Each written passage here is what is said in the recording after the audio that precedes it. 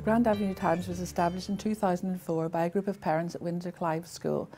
They developed the newsletter to communicate with all in the community, local news, national news, and to work as advocates for those that needed help.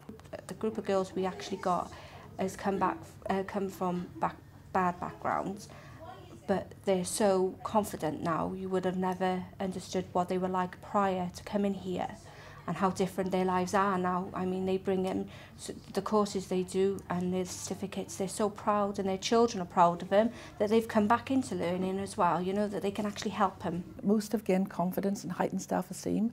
Some have found work and some voluntary work, and there is no keeping them back. They've developed enterprise through learning. They sell jewellery and cards and glass painting in order to raise funds for the local community, for a school in the Gambia, and for the troops overseas.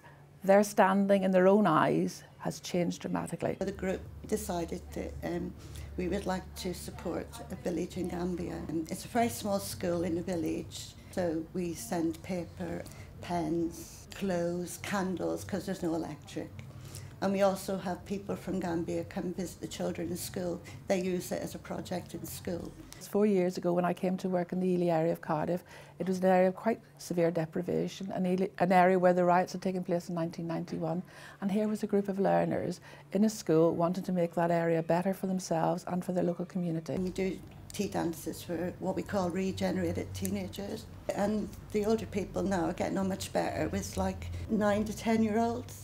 Which they never before. They're actually coming into the school and doing things prior to us having parties now with the younger children and interacting with them, which is brilliant because it's a community, you know, and we need to bring the community back together. Well, ladies, the message I'd like to give to you tonight is one of congratulations on your endeavours and achievements, of all your hard work down the years, and of your support for the local community and the wider community. And I'm looking forward to spend the rest of the evening with you to raise a glass or two. We're just a little group in a little room in a school, and now winning this award has just opens many doors for us now.